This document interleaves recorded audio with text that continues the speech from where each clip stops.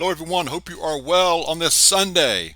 I'm going to talk more about this financial meltdown talk that everybody's talking about, the bank failure that happened a couple of days ago. I'm going to give you my thoughts on that.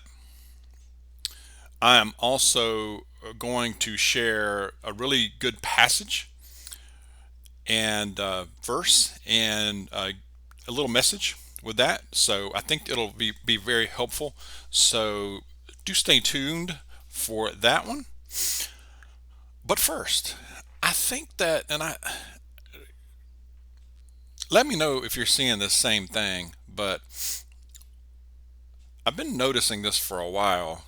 I haven't said anything, uh, but I believe that the police have just stopped enforcing a lot of traffic laws. I know there are speed traps.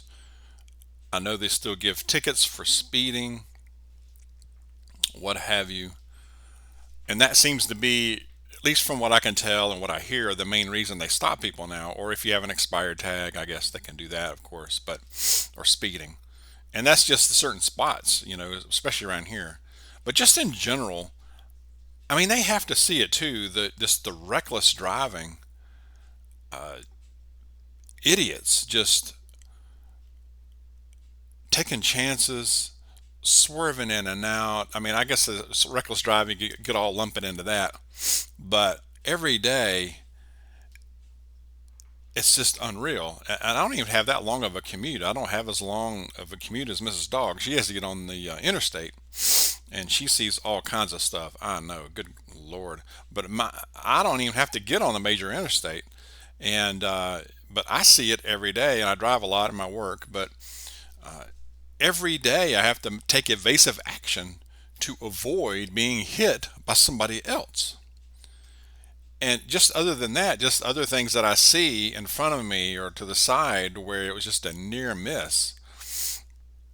And it's all because of just not paying attention or distraction or just plain stupid. I mean, just taking chances you don't need to take.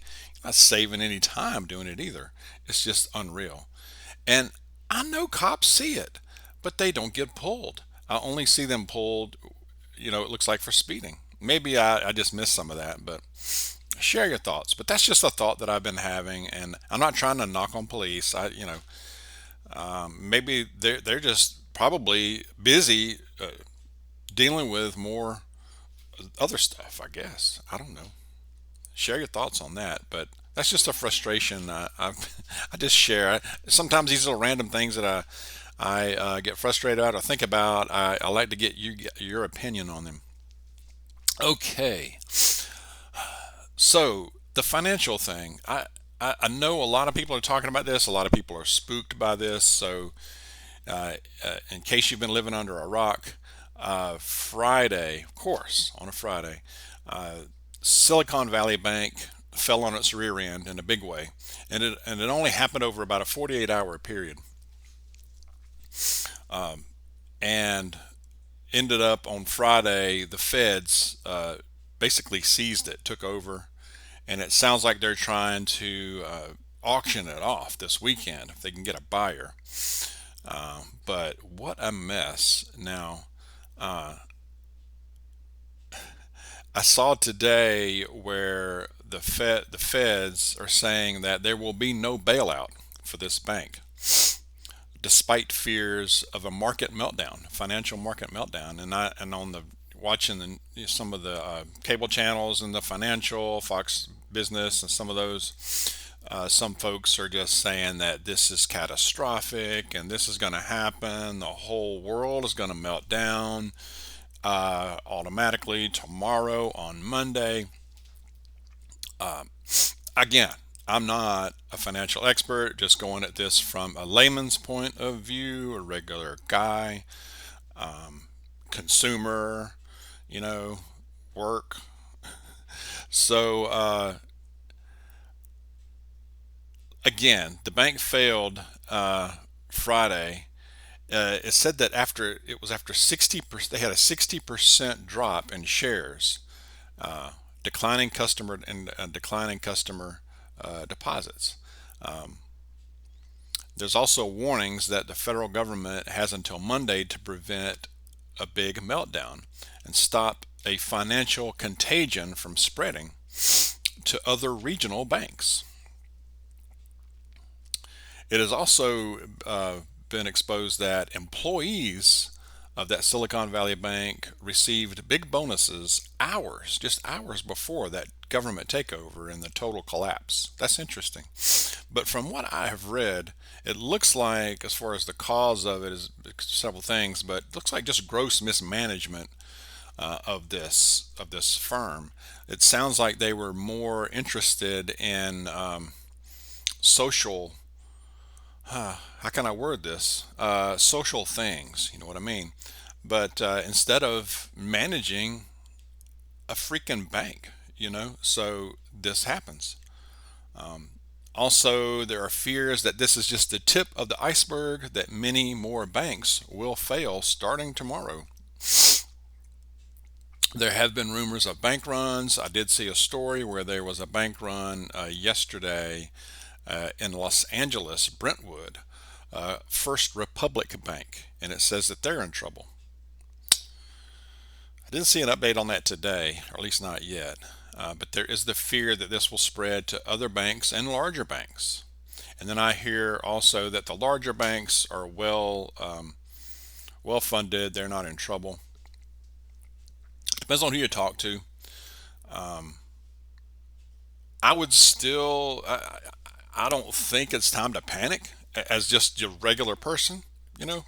Now, of course, it depends. Now, if you're a tech startup and you had a lot of money in this a bank or a bank like this, you may be in trouble. But if you're just a regular Joe, small business owner, and you're with one of the really larger banks or a credit union that's well established, keep an eye on it, or just your regular person like us. Uh, something to watch, something to follow. Keep check your bank account often. You may want to keep. I always say keep some cash out. That's just my personal. I'm not giving it financial advice, but I like to keep some cash on hand just in case things. You never know. Even for a cyber attack or something like that, you never know what can happen. But as far as this becoming a nationwide thing on all banks, I don't think I would panic just yet, at least not on that. I think, like I said, we just need to watch it closely and keep calm for now. We did get some cash out yesterday afternoon. We are with Regions Bank, and we had no issues at one of their ATMs at one of their banks. It was no problem doing that. There were a couple other people out there doing the same thing, but that's pretty normal for that for a Saturday afternoon. Share what you're seeing out there, what you're hearing. If you're seeing something else or something strange or odd, please share it in the comments. This next week could be very interesting, though, so we'll watch it. All right. So I have a really good passage. I'm going to share two different verses in the book of Mark. The first one is Mark chapter 5, verse 34 said, He said to her, Daughter, your faith has healed you. Go in peace and be freed from your suffering. Now, this is when Jesus was healed a young lady who had a terrible affliction where she had a lot of bleeding. We don't know, it doesn't get real specific from what I remember about what kind of affliction she had, but it was a bad physical ailment. And she asked for healing. And he said, again, he said, uh, go in peace, you're freed from your suffering. And I think that's just key. Think about that. Your faith has healed you. Verse 36 says, he says, from the words of Jesus, he says, don't be afraid, just believe. Don't be afraid, just believe. Those are short but powerful, um, and the big takeaway for me is that Jesus always delivers. Uh, you know, he always responds to faith. So if your faith, even a small amount, goes a long way. If you put your faith totally in what this world, the worldly things, what this world will offer you, they'll offer you a lot of false hope. It'll offer you drugs, idols. It'll offer you things, possessions, status. You know, and people will laugh at your faith, but that's okay. It is written that they will do these things, and they will continue to. But we know the real prize, the real joy and the promise is in Jesus, our Savior. Do not take a delay as a denial. That's something in prayer and in your faith. You know, if you're going through a particular time, I know it's tough, and there are times when we all our faith is a little low and it slips. But just continue to pray. And if you open your heart, if you listen and open your heart to Jesus, He will draw you in, and I don't believe you'll be disappointed. He never disappoints. So that is a short message. I hope that helps. Share your thoughts on that, and share your thoughts on the story and the video. I appreciate it. Also appreciate the support Mrs. Dawg is getting on the new channel. She's excited and about that, so we look forward to seeing what other things she will do. So enjoy the rest of the weekend. Let's be aware, be safe, keep preparing. God bless you. I'll see you soon.